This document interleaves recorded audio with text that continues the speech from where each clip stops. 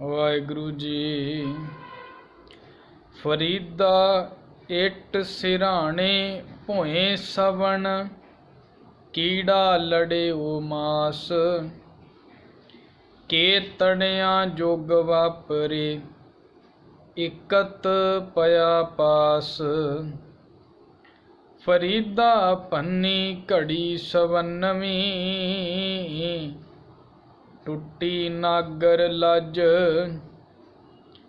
अजराइल फरेशता, कै घर नाठी अज।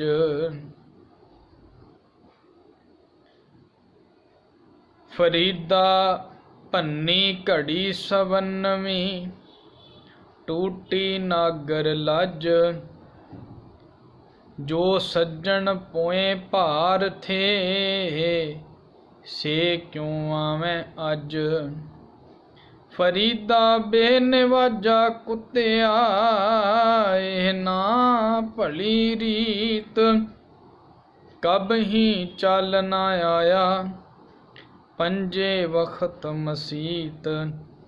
उठ फरीदा उजू साज, सुबह निवाज गुजार, जो सिर साई ना निवै, सो सिर कप उतार। जो सिर साई ना निवै, सो सिर कीजै काए, कुन्ने हेठ जलाइए, बालन संदै थाए। फरीदा किथै तैंडे मापिया,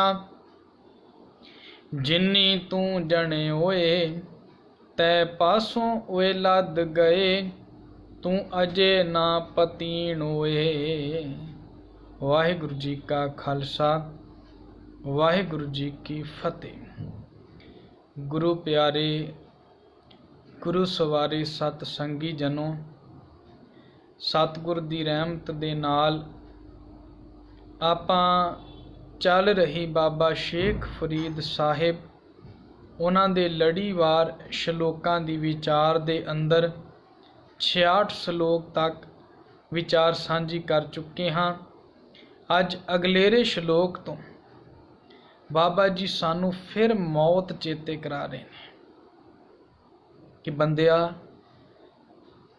तेरा जीवन किन्ना कु है, पर तू फिर भी इन्ना गाफलताई दे विच सुत्ता पिया है कि तू रब नू याद ही नहीं करदा। हाला इत्थे बाबा जी नमाज दी गल करनगे, क्योंकि आपां पहलां भी अर्ज कर चुके हाँ कि बाबा शेख फरीद साहब इस्लाम दे नाल संबंधित ने, ते गुरु ग्रंथ साहब महाराज ने जदों भी गल कीती है नेक अमल रब्बी इबादत नू लैके धर्म की व्याख्या कीती है, ना कि साडे वल्लों बनाए हुए बाहरी धर्मां दी।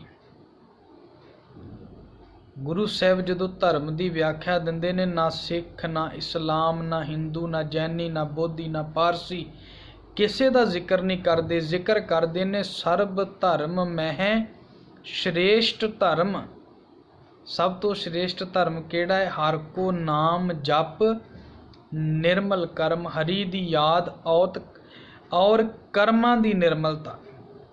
तेरे जड़े जीवन दे अमल ने वो शुभ होने चाहिए ने, ते रब्बी इबादत तेरे कोल होवे। इहदे तो उच्चा सुच्चा धर्म दुनिया ते कोई भी नहीं है। इत्थे शुरुआत कर रहे ने फरीदा इट सिराणे भोए सवण, कीड़ा लड़ियो मास, के तड़िया जुग वापरे, इकत पया पास। भाव हे बंदिया तेरे सराहने दा काम इट दे रही है। कबर दी गल बाबा जी कर रहे ने भी जदों मौत हो गई ते कबर विच तेरे हाल की बनने ने। इट सिराणे, सिर थले इट है, सराहने दी थां इट है। भोए सवण, धरती ते सौना है कबर विच, और उस कबर दे विच तेरे शरीर नू कीड़ियां ने खाना है। कीड़ा लड़ियो मास, कहंदे ने केतड़ियां जुग वापरे, इकत पया पास, कई युग बीत गए ने, तू एक पासे पिया होया जिथे घर दे भाव कबर विच लिटा के चले गए ने, उवें दा उवें ही तेरा शरीर पिया होया है। वेख दुनिया दे रंग तमाशे बहुते भोगण वालिया, तू अपने मन दियां मौजां विच इन्ना मस्त सी, रब नूं कदी याद नहीं सी करदा। अज वेख तेरी आ हालत होनी है। इस करके ये समा आउण तो पहलां रब्बी इबादत विच जुड़ना शुरू कर दे। फरीदा भन्नी घड़ी 57, टुटी नागर लज। आंड गुआंढ की भी उदाहरण दे रहे ने। नागर लज का भाव सुंदर, लज भाव रस्सी, भन्नी भाव टुट गई, 57वीं सोहने रंग वाली घड़ी जिन्हों असी शरीर रूपी भांडा भी कह सकते हैं। जिहड़ा भांडा सी शरीर रूपी, उदाहरण बड़ी सोहनी बाबा जी ने, जिवें आपां खूह विचों पानी कढदे हां, भांडे नूं रस्सी पा के खूह विच लमकाया जांदा है ते पानी कढिया जांदा है।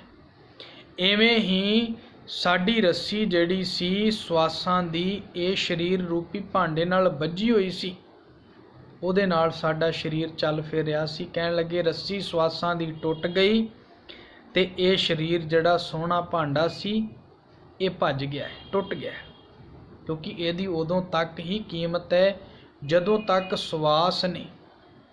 जदों सवास खत्म है, शरीर की कदर कीमत सारी खत्म हो जाती। फरीदा भन्नी घड़ी 57वीं, टुटी नागर लज। अजराइल फरिश्ता, अजराइल का भाव मौत का फरिश्ता। इस्लाम दे विच जिवें साडे जमदूत, हिंदू धर्म दे विच जमदूत, धर्मराज आदिक शब्द वरते जाते हैं, इवें ही इस्लाम विच अजराइल, जिब्राइल, ये फरिश्तियां दे नाम ले जाते हैं भी ये आने ने। बाबा जी मौत चेते करा रहे हैं। अजराइल फरिश्ता कह घर नाठी अज, किस दे घर विच पाव इथों तुरन दी वारी आई रहिंदी है, तू गाफल हो के सौना, तैनूं तुरना पैना। इस संसार विच सਦੀव नहीं रह सकदा। फरीदा भन्नी घड़ी 57वीं, टूटी नागर लज। फिर वही गल दोबारा कह रहे ने भी जदों सवास खत्म हो गए, ये शरीर रूपी भांडा भज जाना है। पर जो सज्जन पोए भार थे, जिन्हां ने पोए दा भाव है धरती ते हमेशा भार ही बने रहे, जिन्हां ने कदी रब्बी इबादत वल अपना मुख नहीं कीता, भलिओ से क्यों आवह अज। वो दोबारा उन्होंने ये वारी जल्दी नहीं मिलनी। बाबा जी समझा रहे ने भी भलिया ये मनुखा जन्म है ना, जिन्हों असी सोदर की बाणी विच पढ़ते हैं, भई प्रापत मानुख देहुरिया, गोबिंद मिलन की एह तेरी बरिया। ये गोबिंद नूं मिलन दी वारी है, इहदे विच तूं अकाल पुरख नाल मिलाप करना। इस करके गाफलताई दी नींद नूं सौना बंद कर। गाफलताई दी नींद ने तैनूं कुछ भी नहीं देना। ये अपने मन विचों बिल्कुल कढ़ दे। सतगुर कह रहे ने, जो सज्जन पोए भार थे से क्यों आवें अज। जिन्हां ने ਪਹਿਲਾਂ ਮਿਲਿਆ ਹੋਇਆ ਸਮਾਂ नहीं संभालिया, ਉਹਨਾਂ ਨੂੰ ਭਟਕਣਾ ਤੋਂ ਸਿਵਾ ਦੁਬਾਰਾ ਇਹ ਮਨੁੱਖਾ ਜਨਮ ਦੀ ਵਾਰੀ ਨਹੀਂ ਜੇ ਮਿਲਣ ਵਾਲੀ। ਇਹ ਭੁਲੇਖਾ ਆਪਣੇ ਮਨ ਵਿੱਚੋਂ ਕੱਢ ਦਿਓ।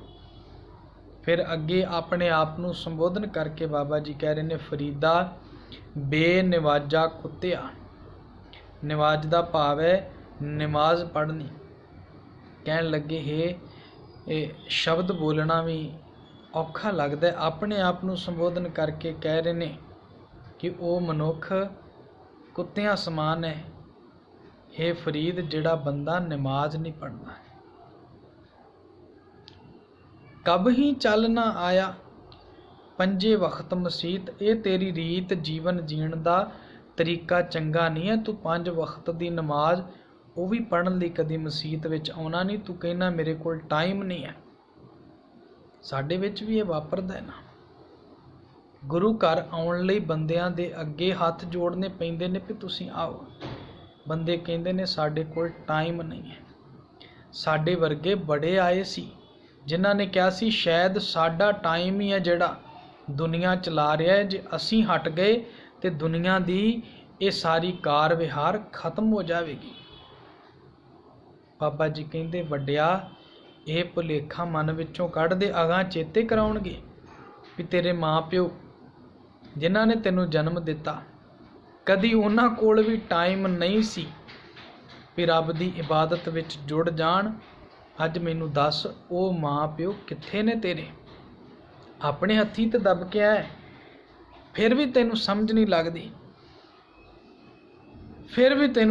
ਲੱਗਦੀ, ਤੂੰ ਮਸੀਤ ਨਹੀਂ ਆਉਂਦਾ, ਭਾਵ ਅੱਲਾ ਦੀ ਬੰਦਗੀ ਵਿੱਚ ਨਹੀਂ ਜੁੜਦਾ। ਉੱਠ ਫਰੀਦਾ ਉਜੂ ਸਾਜ।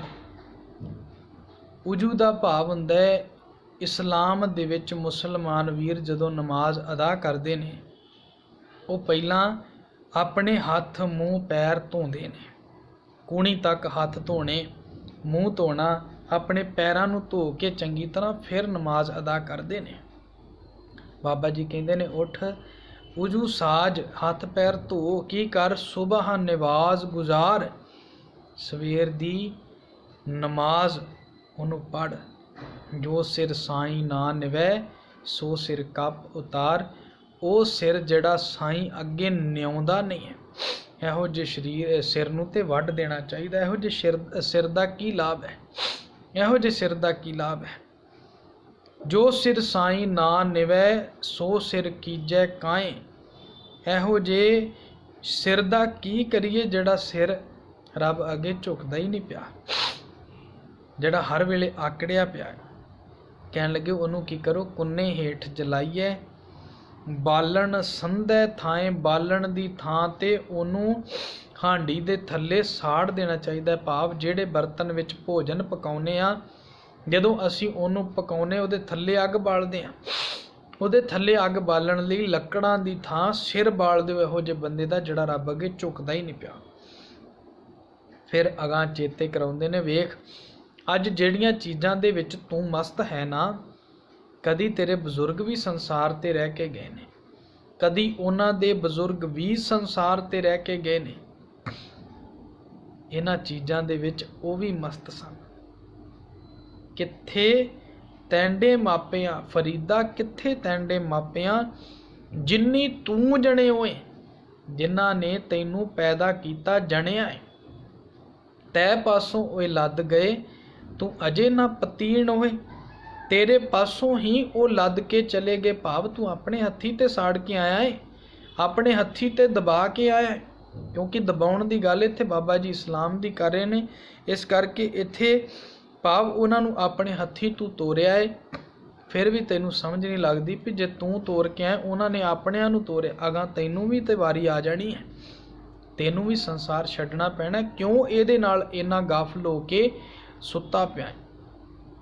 ਤਾਂ ਹੀ ਗੁਰੂ ਤੇਗ ਬਹਾਦਰ ਸਾਹਿਬ ਵੀ ਵਾਰ-ਵਾਰ ਇਹ ਗੱਲ ਚੇਤੇ ਕਰਾਉਂਦੇ ਨੇ, ਰਾਮ ਸਿਮਰ, ਰਾਮ ਸਿਮਰ ਇਹ ਤੇਰਾ ਕਾਜ ਹੈ, ਮਾਇਆ ਕੋ ਸੰਗ ਤਿਆਗ, ਪ੍ਰਭ ਜੂ ਕੀ ਸ਼ਰਨ ਲਾਗ, ਜਗਤ ਸੁਖ ਮਾਨ ਮਿਥਿਆ, ਝੂਠੋ ਸਭ ਸਾਜ ਹੈ।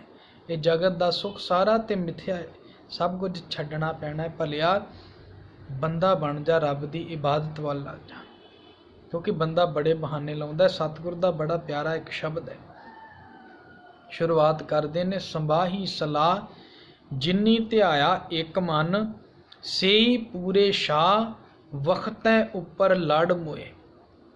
ਜਿਨ੍ਹਾਂ ਨੇ ਇੱਕ ਮਨ ਹੋ ਕੇ ਰੱਬ ਨੂੰ ਧਿਆਇਆ ਔਰ ਵਕਤ ਦੀ ਸੰਭਾਲ ਜਿਨ੍ਹਾਂ ਨੇ ਕੀਤੀ, ਉਹ ਵਕਤ ਅੰਮ੍ਰਿਤ ਵੇਲਾ ਵੀ ਅਸੀਂ ਕਹਿ ਸਕਦੇ ਹਾਂ, ਤੇ ਉਹ ਵਕਤ ਅਸੀਂ ਮਨੁੱਖਾ ਜਨਮ ਵੀ ਕਹਿ ਸਕਦੇ ਹਾਂ।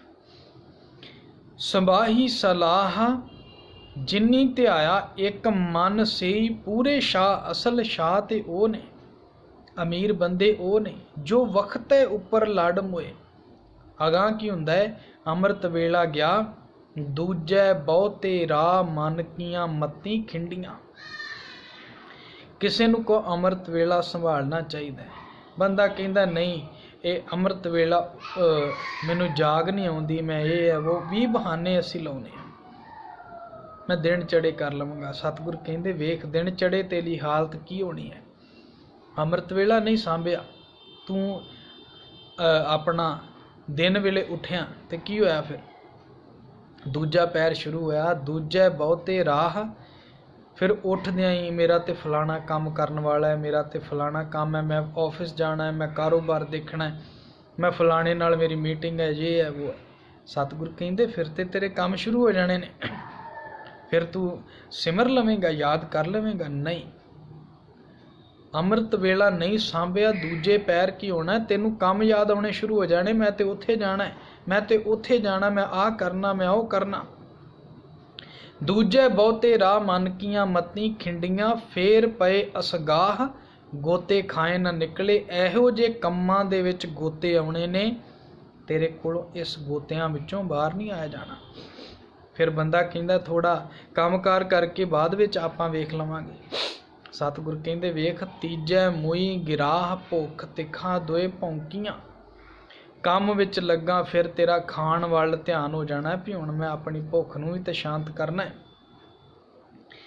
तीजै मुई गिरा, भुख तिखा दोए भौंकियां। खाधा होए सवा भी, खाने स्यों दोस्ती। दिन दे विच काम खाना पीना, काम खाना पीना, कित्थे रब नूं याद करदा तूं। चौथे आई ऊंग, बंदा कहंदा शाम नूं वेला हो जावांगा, घर जावांगा, जाके कर लांगा। सतगुरु कहंदे चौथे पैर तेरे नाल की होना है, सारा दिन काम करके सारा कुछ अपना दिहाड़ी दा कर करा के खा पी के रात नूं तू थक जाना है, टुट जाना है। चौथे आई ऊंग, नींद आई, अखी मीट पवार गया, अखा मीटियां ते सौ गया। फिर की होया, अगले दिन फिर इहो कुछ शुरू हो जाना है। इस करके सतगुरु कहंदे जिहड़ा समा है उस वेले सामभना शुरू कर दे। ਇਹ ਬਹੁਤਾ ਕਾਮਾ ਬਣਿਆ ਫਿਰਦਾ ਹੈ। ਕੰਮ ਕਰਨ ਵਾਲੇ ਤੇਰੇ ਤੋਂ ਪਹਿਲਾਂ ਵੀ ਆਏ ਸੀ, ਅਗਾਂਹ ਵੀ ਆਉਣਗੇ। ਤੇਰੇ ਕੰਮ ਕਦੀ ਪੂਰੇ ਨਹੀਂ ਹੋਣੇ, ਤੂੰ ਪੂਰਾ ਹੋ ਜਾਣਾ, ਕੰਮ ਨਹੀਂ ਪੂਰੇ ਹੋਣੇ। ਤੂੰ ਖਤਮ ਹੋ ਜਾਣਾ, ਕੰਮ ਨਹੀਂ ਖਤਮ ਹੋਣੇ। ਇਹ ਮਨ ਵਿੱਚੋਂ ਭੁਲੇਖਾ ਕੱਢ ਦੇ। ਇਸ ਕਰਕੇ ਰਹਿੰਦੇ ਸਮੇਂ ਦੇ ਵਿੱਚ ਹੀ ਰੱਬੀ ਇਬਾਦਤ ਵਿੱਚ ਜੁੜਨਾ ਸ਼ੁਰੂ ਕਰ ਦੇ, ਕਰਮਾਂ ਨੂੰ ਨਿਰਮਲ ਕਰਨਾ ਸ਼ੁਰੂ ਕਰ ਦੇ, ਬੰਦਾ ਬਣ ਕੇ ਜੀਵਨ ਜੀਣਾ ਸ਼ੁਰੂ ਕਰ, ਤਾਂ ਤੇਰਾ ਆਇਆ ਹੋਇਆ ਸਫਲ ਹੋਵੇਗਾ। ਇੰਨੀਆਂ ਬੇਨਤੀਆਂ ਪ੍ਰਵਾਨ ਕਰਨੀਆਂ ਹੋਈਆਂ ਭੁੱਲਾਂ ਗੁਰੂ ਸਾਹਿਬ ਗੁਰੂ ਦੀ ਸੰਗਤ ਬਖਸ਼ਣ ਯੋਗ ਹੈ, ਬਖਸ਼ ਲੈਣਾ। ਫਤਿਹ ਬੁਲਾਓ। ਵਾਹਿਗੁਰੂ ਜੀ ਕਾ ਖਾਲਸਾ, ਵਾਹਿਗੁਰੂ ਜੀ ਕੀ ਫਤਿਹ।